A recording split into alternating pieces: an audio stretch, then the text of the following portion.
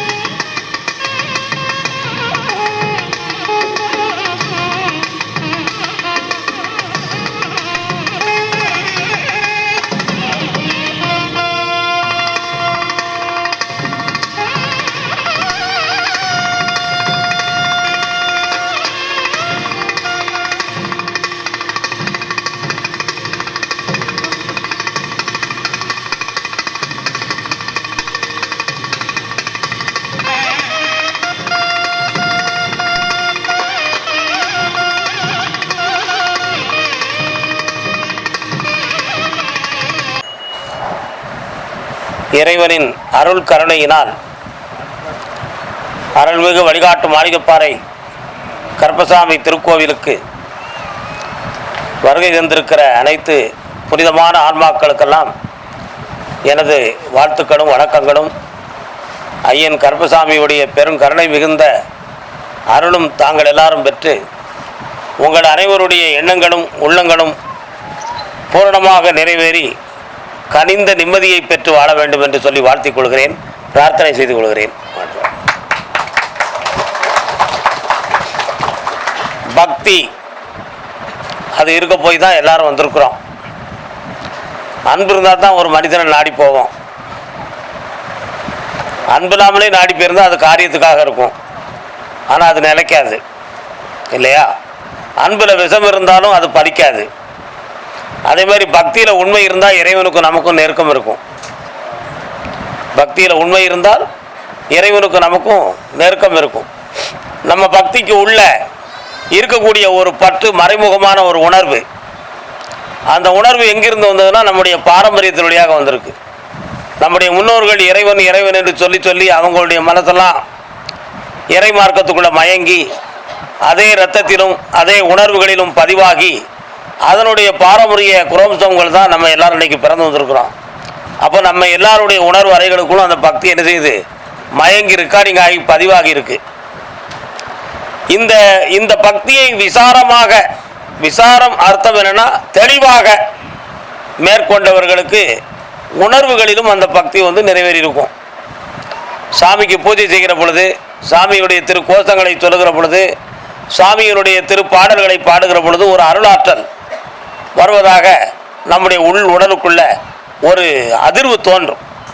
தன்னை அறியாமல் சத்தம் போடுறது அந்த அதிர்வில், அப்படி இல்லைன்னா ஒரு தன்னை மறந்து ஆடுவது, இந்த மாதிரி ஒரு நிலைகள் இருக்குன்னு சொன்னால் அது இறைவன் மீது கொண்டு உள்ள ஒரு பக்தி. ஆனால் அந்த பக்தி அந்த உணர்வும் அந்த ஆட்டமும் தன்னை விட்டு மாறின உடனே பழைய மனிதனாக நம்ம மாறிடுவோம். பழைய மனிதனாக மாறிடுறோம். பழைய மனிதம்னா யார்? ஏடு கொட்ட வஞ்சகம், சூனியம், பொய், பொறாமை, போட்டி, கெட்ட எண்ணம், கெடுமுடிஞ்ச புத்தி, இவைகளெல்லாம் சேர்ந்த ஒரு பெரிய மனுஷனாக நம்ம ஆயிடுறோம். அதே பக்தியை நீங்கள் துணையாகவே வச்சுருந்தீங்க அப்படின்னு சொன்னால் நம்ம உள்ளத்தில் பரந்த எண்ணமும் பரந்த மனப்பான்மையும் கரெக்டாக இருக்கும். பரந்த எண்ணமும் பரந்த மனப்பான்மையும் தெளிவாக இருக்கும். பகைவனை கூட சமாதானமாக பார்க்கக்கூடிய உணர்ச்சி உள்ளம் யாருக்கு வருதோ அவன் தான் உண்மையான பக்தன். பகைவன் கெட்டு போகணும்னு சொல்லி கடவுள்கிட்ட பிரார்த்தனை பண்ணாமன்னு சொன்னால் அவன் உலகத்திலே கழிச்சு போட்டவன். அவன் கடவுள் சக்தியை பெறக்கூடிய தகுதியற்றவன்னு அர்த்தம். அப்போ பக்தன் எப்படி இருக்கணுங்கிற இலக்கணம் தெரியுதா? பரந்த மனப்பான்மையோடு இருக்கணும். பரோபகரமான நல்ல உணர்வோடு இருக்கணும். யாரையும் ஏற்றுக்கொள்ளுகின்ற நல்ல மனம் படைத்தவனாக இருக்கணும்.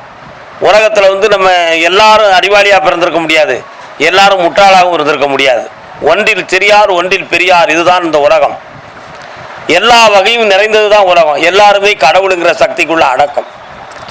அதனால தான் ஆண்டவன் எல்லாரையும் தன் பிள்ளைகளாக 8000 ஜீவஜந்துக்களையும் தன்னுடைய பிள்ளைகளாக கடவுள் ஏற்றுக்கொண்டார். 10 அவதாரங்களில் வாமன அவதாரம் எடுத்தார் மகாவிஷ்ணு. ஒரு குழந்தை மாதிரி அவதாரம் எடுத்து வந்தார். யாரை?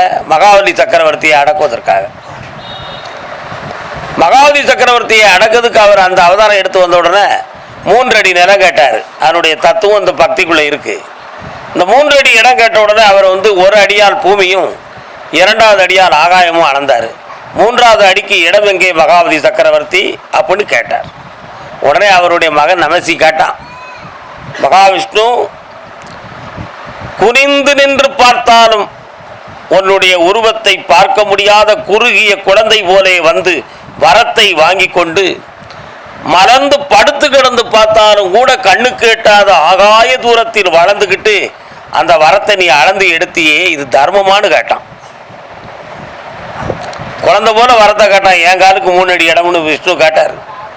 அளந்து காட்டான். ஆனால் நீ எடுக்கும் பொழுது விஷ்ணு அவதாரம் எடுத்து நீ எடுத்துக்கிட்டியப்பா, இது நீதியான்னு கேட்டார். யார் கேட்டா? மகாபலி சக்கரவர்த்தியுடைய மகன் நமசி கேட்டார். உடனே விஷ்ணு சொன்னார், மகனே, இந்த அவதாரத்தினுடைய மகிமை உனக்கு எதுவும் தெரியுமான்னு கேட்டார். உடனே சொன்ன, நீ எல்லா மாயவத்தையும் தெரிந்தவன், என்னை பேசி மயக்க வேண்டாம், உண்மை இருந்தால் ஒத்துக்கொள்ளடா, இல்லைனா நீ விட்டு விடுனாரு.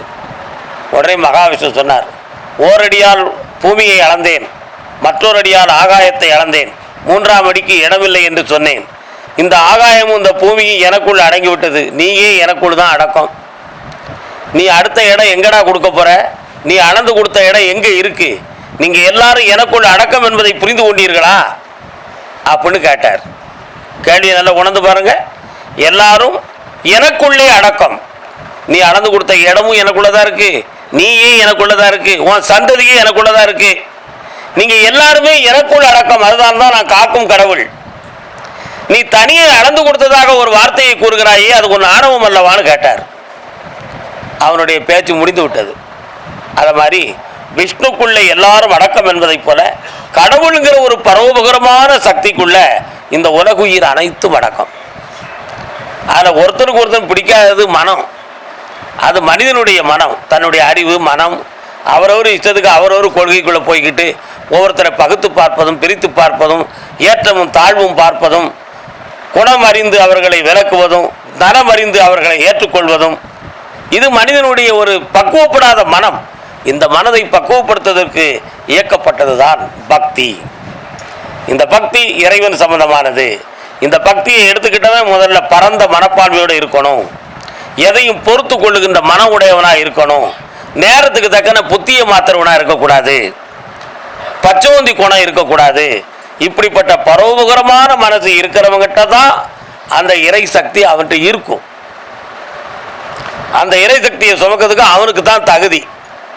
1000 இலக்கணம் சொன்னாலும் சரி, 1000 பிரச்சனை சொன்னாலும் சரி, மனித இயற்கையில் தவறு செய்பவன் சரி செய்பவன் எல்லாருமே மனிதன் தான். எல்லாருமே ஆண்டவனுக்குள் அடக்கம். தன்னுடைய ஆன்மாவை பக்குவப்படுத்தி கொண்டவன் ஆத்ம சக்தியின் மூலமாக இறை சக்தியை அவன் பூரணமாக்கி கொள்கிறான். மன வஞ்சகம் இருந்தால் உடன் பிறந்தோரையே வெறுக்க சொல்லும். மனசில் வஞ்சகம் இருந்தா பெற்ற தாயும் தந்தையும் கூட பேதம் பண்ண சொல்லும். ஆசையும் காமமும் கூடியிருந்தா இருக்கவனை பூரா முட்டாளாக இருக்க வைக்கும், தான் மட்டும்தான் அறிவாளின்னு பேச வைக்கும். இதெல்லாம் என்னது? மயக்கம்.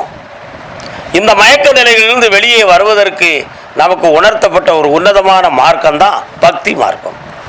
இந்த பக்தி மார்க்கத்தை வழிகாட்டக்கூடிய குருமார்கள் தெளிவானவர்களாக இருக்க வேண்டும். அறிவால், மனதால், எண்ணங்களால், உணர்வுகளால் தெளிவானவர்களாக இருக்க வேண்டும்.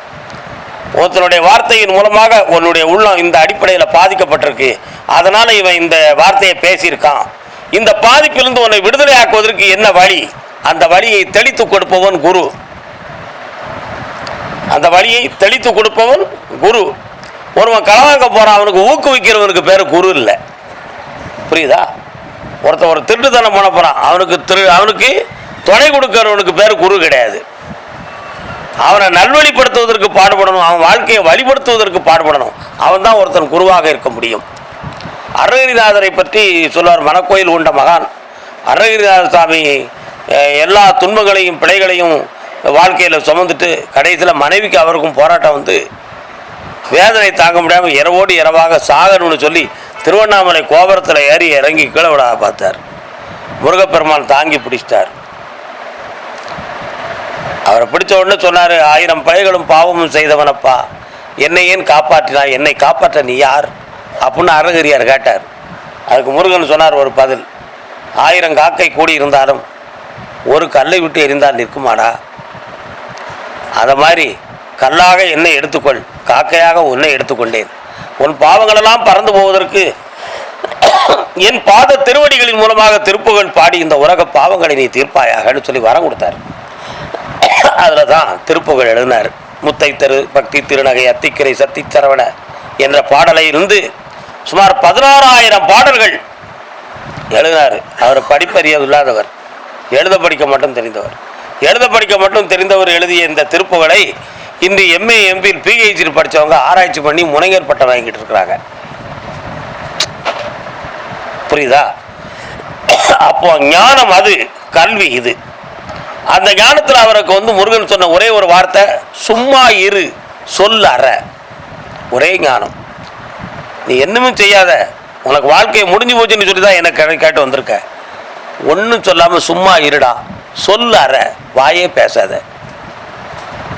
மேலெல்லாம் குஷ்டரோகம் இருக்கு. இந்த ஒரு வார்த்தையை உள்ளத்துக்குள்ளே சொன்னான், சும்மா இரு சொல்லற, சும்மா இரு சொல்லற. உள்ளத்துக்குள்ளே சொன்னான். மனசு வந்து வேற எதையும் நினைக்காம சும்மா இருந்துச்சு, அந்த வார்த்தையை மட்டுமே கேட்டுச்சு. கடைசியில் சொல்லற என்னும் வார்த்தை உள்ளுக்குள்ளே ஒலித்தது, வெளியே கேட்கவில்லை. அப்படி மாதங்கள் ஓடியது, தவம் முக்தியது. உடம்புல இருக்க குஷ்டரோகமெல்லாம் அப்படி வயிற கணக்க ஒரு சொட்டு நீர் கூட இல்லாமல் வற்றி குஷ்டரோகம் இருக்க இடம் தெரியாமல் மறைஞ்சிடுது அவனுடைய தவத்தின் காரணத்தினால். அப்படி வெளியில் வந்தோன்னா அவருடைய ஞானத்து கண்களுக்கு முருகப்பெருமான் காட்சி அளித்தார். அந்த திருவுருவ காட்சியை வந்து மனதில் கொண்டு வாக்கு கேட்டு பாடிய பாடல்கள் தான் இந்த திருப்புகழ் பாடல்கள். அந்த பக்தனுக்கு ஒரு எதிரி இருந்தாயா, அந்த ஞானி அருணகிரிநாத சுவாமிகளுக்கு ஒரு எதிரி இருந்தான். அவன் பேர் சம்பந்தாண்டான். அவன் வந்து மந்திரவாதி. அதாவது ஞானத்தை பெற்றவர்களை மந்திரவாதியால் ஒன்றும் செய்ய முடியாது. அது நீங்கள் புரிந்து கொள்ளணும். ஏன்னா ஞானிகள் மூலமாக வந்த சொல்லு தான் மந்திரமே. அந்த மந்திரத்தை சித்தெடுத்து கொண்டவனால ஞானியர்களை ஒன்றும் செய்ய முடியாதுங்கிறது தான் உண்மை. அந்த சம்பந்தாண்டான் வந்து ஒரு பெரிய அருணகிரிநாதர் இருக்கிறது வரை நாம் இந்த உலகத்தில் புகழ் வாங்க முடியாது அப்படிங்கிற ஒரு கெட்ட எண்ணம் அவங்க உள்ளத்துக்குள்ள இருந்துச்சு. அப்படி இருக்கும் பொழுது பழனிமலை முருகப்பெருமானை நோக்கி திருமுருகர் அருணகிரிநாத சுவாமி திருப்புகழ் பாடத்துக்கு போய்கிட்டு இருக்காரு. சம்பந்தாண்டான ஒரு பல்லக்கில் வந்துக்கிட்டு இருந்தார் மந்திரவாதி. எல்லாரும் ஒதுங்கி நின்னாங்க. அவர் சாதாரணமாக போய்கிட்டு இருந்தார். யார் இந்த கிழவன், என்னை பற்றி கண்டுகொள்ளாமல் போகிறான் அப்படின்னு சொல்லி பேசினார். அருணகிரிநாதர் காதிலே விழலை. அவனை உன்னைத்தானே சொல்லுகிறேன், என்னடா என்னை பார்த்து மதிக்காமல் போகிறேன்னு கேட்டார். நம்மளை தான் சொல்கிறாரான்னு சொல்லி இப்படி கோபத்தில் பார்த்தாரு. அந்த பல்லக்கெல்லாம் ஒடிந்து கீழே விழுந்துட்டான். அந்த பார்வையில் இருந்த அருள் சக்தி. அதான் குருமார்கள் தீட்சையில் மொத்தம் எத்தனை தீட்சை இருக்குது? 3 தீட்சை இருக்குது. நயன தீட்சை, பரிச தீட்சை, மானசிய தீட்சை. நயனம் என்பது எனது கண்கள். மகாவிஷ்ணுவை பற்றி பாடும்போது சாந்தாகாரம் புஜக சயனம் கமல நயனம். கமலம் என்றால் தாமரை இதழ்களை போன்ற வடிவமுடைய கண்களை உடையவனே என்பது பொருளாகும். அப்போ நயனம் என்பது கண்கள் என்பது பேர். அப்போ நயன தீட்சை. ஒரு குரு ஒரு சிஷியனை வந்து அருள் நோக்கத்தோடு பார்த்தாம்னாலே போதும், அவனுடைய உணர்வுக்குள்ள புதிய சக்தி வந்துடும். அந்த சக்தி அவனுக்கு ஞானத்தை கொடுத்துரும்.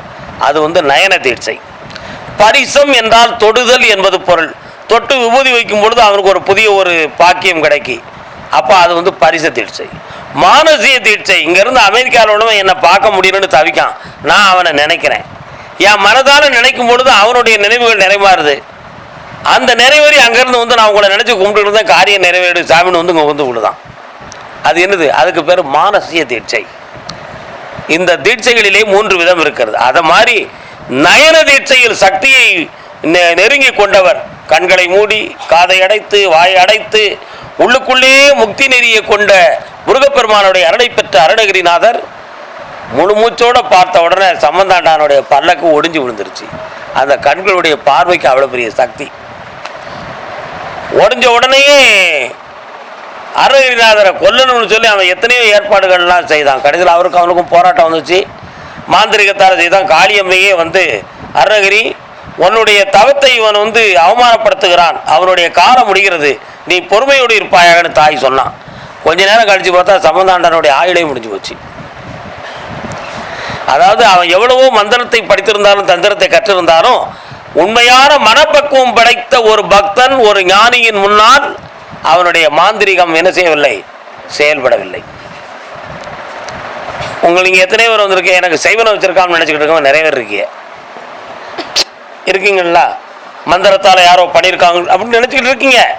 அது நடந்திருக்கும், உண்மைதான். அது இங்கே வந்து தீருது. உங்களுடைய மனத்தை பூரா இங்கே அடைக்கலமாக்கிறதையே. இங்கே அடைக்கலமானோன்னா அந்த பவர் இங்கே வரும்பொழுது உங்களை விட்டு விளைகிறோம், இங்கே நாங்கள் கட் பண்ணி விட்டு போயிட்டே இருக்கோம். இதான் அதோட விஷயம். புரியுதா? அப்போ இது வந்து என்னென்னா, இது குருமார்களுக்கும் ஞான மார்க்கங்களுக்கும் இறை காட்சிகளாக நமக்கு தெரியக்கூடிய ஒரு விஷயம். இதுக்கு என்ன வேணும்? பரந்த மனசு வேணும், பரவோகரமான உள் உணர்வு வேணும், தனக்குள்ளே எதையும் ஏற்றுக்கொள்ளுகின்ற மகா சக்தி பொருந்திய உள்ளம் வேணும். உள்ளத்தை தூய்மைப்படுத்தாம நீ என்ன பக்தி கொண்டாலும் சரி, என்ன வேஷம் போட்டாலும் இந்த உலகம் உன்னை ஏற்கவும் செய்யாது, அந்த இறை சக்தி உனக்கு அருள்கள் அடிச்ச கொடுக்கவும் செய்யாது. எல்லாருக்கும் முதல்ல தேவை பரந்த மனம். நேரத்துக்கு தக்கன கோவப்படுறது, நேரத்துக்கு தக்கன முனைச்சிக்கிடுறது, நேரத்துக்கு தக்கன டென்ஷன் பண்ணிக்கிடுறது, நேரத்துக்கு தகுந்தார மூஞ்ச செயலை மாற்றிக்கிடுறது, தனக்கு பிடித்தவர்கள் பக்கத்தில் இருக்கும்பொழுது சுதந்திரமாக செயல்படுறது, தனக்கு பிடிக்கலை அப்படின்னு சொன்னோன்னா மனசையும் அறிவையும் அடக்கிக்கிடுறது, இதெல்லாம் நல்ல மனம் படைத்தவர்களுடைய செயல்களே கிடையாது. முதல்ல உங்களுடைய மனதை சுத்தப்படுத்துங்கள். ஆடைகளை சுத்தப்படுத்தினா தான் வெளியில் போகிறதுக்கு நல்லா இருக்குன்னு சொல்லி நல்ல துவைச்சி தேய்ச்சி அயன் பண்ணி போட்டுக்கிட்டு வெளியில் வர்றதுக்கு நீங்கள் உங்களை அலங்காரம் எழுதிய வெளி அலங்காரம். இந்த வெளி அலங்காரத்தை விட ஒரு ஏழை ஒருவன் வருவான், கந்தல் ஆணை அணிஞ்சு வருவான், அவன் உள்ளம் தூய்மையாக இருக்கும், அவன் உள்ளத்துக்குள்ளே இறைவன் இருப்பான். ஆனால் வெளி அலங்காரம் வெளி உலகத்துக்கு தான் இருக்கும். ஆனால் உள்ள அலங்காரத்துக்குள்ள ஆண்டவனே குடியிருப்பான். இந்த இடத்துல தேவை என்ன? உள்ள தூய்மை. மனதை சுத்தப்படுத்துங்க. பிடிக்காதவங்க இந்த உலகத்தில் யாருமே கிடையாது. எல்லாரும் பிடிச்சவங்க தான், எல்லாருமே தவறு செஞ்சவங்க தான். தவறு உணர்ந்து பக்குவப்பட்டவன் தான் மனுஷன். சுத்தவானாக யாரும் பிறக்கவும் இல்லை, சுத்தவனாக இந்த உலகத்தில் போய் சேர போகிறதும் இல்லை. எப்பொழுது வேண்டுமானாலும் எந்த தவறுகளும் எந்த துரோகமும் யார் வேண்டுமானாலும் பண்ணலாம். தெரிந்து கொள்வது மனிதனின் கடமை, பக்குவம் அடைய வேண்டியது மனிதனுடைய கடமை, வழிகாட்ட வேண்டியது குருமார்களுடைய தன்மை, தூய்மைப்படுத்த வேண்டியது மனம், அகற்ற வேண்டியது சினம். புரியுதா உங்களுக்கு? அதனால மனத்துக்கு உள்ள இருக்கக்கூடிய கோபத்தை வெளியெடுங்க, பொறாமையான உணர்ச்சிகளை மாத்துங்க, புனிதமான மனதை கொள்ளுங்கள். அந்த மனதுக்குள்ள கடவுளை நீங்க வந்து உள்ளே செலுத்துவதற்கு உள்ள வந்து இருக்கிறதுக்கு உங்களை பக்குவப்படுத்துங்க. உங்க மனதுக்குள்ள கடவுளை நீங்க நிறைச்சினாலே போதும், உங்களுடைய எண்ணம்லாம் நிறைவேறிடும். உங்களுக்குள்ள நான் இருக்கங்கிறது உண்மையாயிரும். மாசில்லாத மனதுக்குள் ஈசன் குடியிருப்பான் என்பது தான் சத்திய வாக்கு. இந்த மனம் செம்மைப்படாமல் எந்த ரூபத்திலும் இறைவனை அடையவே முடியாது. மன ரீதியாக பக்குவப்படாத ஒருவன் ஒரு பொழுதும் இறைவனை அடைய இயலாது. பக்குவம் என்பது என்ன? தன்னை அடக்கிக் கொள்ளுதல், தன் மனதை நிதானித்துக் கொள்ளுதல், தன் உணர்ச்சி வசத்தை மாற்றிக் கொள்ளுதல், தன்னுடைய உள்ளத்தில் தோன்றக்கூடிய வருத்தங்கள், மாயைகள், சினங்கள், கோபங்கள், தாபங்கள் இவை அனைத்தையும் மாற்றி புனிதமான நல்வழிக்கு செல்வதற்கு நம்மளை நல்வழிப்படுத்தி கொடுக்கின்ற தன்மை, இந்த தன்மை தான் உண்மையானது. இது மட்டும்தான் நம்ம மனதை சுத்தப்படுத்துகின்ற கருவி. இந்த மனதை நாம் பெற வேண்டும். இந்த மனதுக்குள் இறைவன் வாழ வேண்டும். மாசிலா மனம் ஈசன் கோயில் என்று சொல்லி அருள்வாக்கை வெற்றியுடன் தொடங்குவோம். வாழ்க. குறைவான வட்டி விகிதத்தில் விரைவான சேவை மூலம் ஒரு வாரத்தில் லோன் வழங்கப்படும். வீட்டு கடன் மற்றும் அடமான கடன், போட்டு வீடு மற்றும் ஆஸ்பெஸ்டாஸ் வீடுகளுக்கும் லோன் வழங்கப்படும். கட்டிட தொழிலாளி, பால் மாடு வைத்திருப்போர், கட்டிடம் சார்ந்த அனைத்து கான்ட்ராக்டர்கள் மற்றும் பிற சுய தொழில் புரிபவர்களுக்கும் லோன் வழங்கப்படும். பட்டா அடிப்படையிலும் கடன் வழங்கப்படும். கையில் சம்பளம் வாங்குபவர்களுக்கும் லோன் வழங்கப்படும். பிளான் அப்ரூவல் தேவையில்லை, ஐடி தேவையில்லை, வருமான சான்று தேவையில்லை. தென்காசியிலிருந்து 100 கிலோமீட்டர் தொலைவில் வீட்டு லோன் செய்து தரப்படும். மேலும் தொடர்புக்கு 8248949060. ஸ்ரீ வெற்றிவேல் திருமண தகவல் நிலையம். அனைத்து மதத்தினருக்கும் வரன் பார்த்து தரப்படும். தென்காசி மாவட்ட ஆண்கள் மற்றும் பெண்களுக்கான வரன்கள் நம்ம ஸ்ரீ வெற்றிவேல் மேட்ரிமோனி. 100% சரிபார்க்கப்பட்ட வரன்கள். மேலும் தொடர்புக்கு ஸ்ரீ வெற்றிவேல் திருமண தகவல் நிலையம், மதுரை மெயின் ரோடு, குத்துக்கல் வலசை, ITI, தென்காசி. செல் 9439487778 மற்றும் 7845449778.